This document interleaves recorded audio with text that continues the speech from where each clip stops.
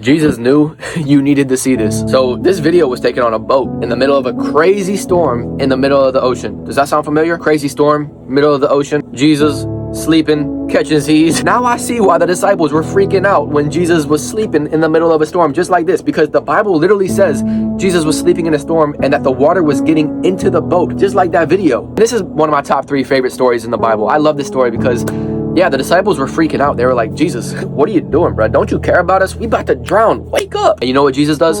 He wakes up. He's like, oh, peace, be still. And then instantly, the storm stops. Talk about aura. Jesus had aura. But did you notice what woke Jesus up?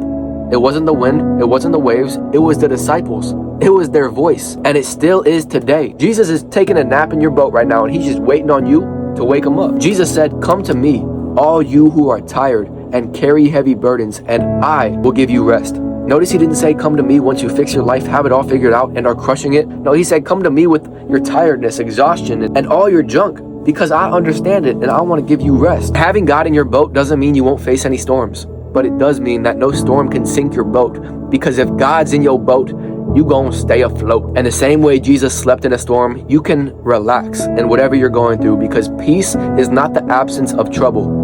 It's the presence of God. And the reason Jesus was sleeping in that storm wasn't because he didn't care. It wasn't because he didn't know how big the storm was. It's that he knew God is way bigger. He knew the storm wasn't in control.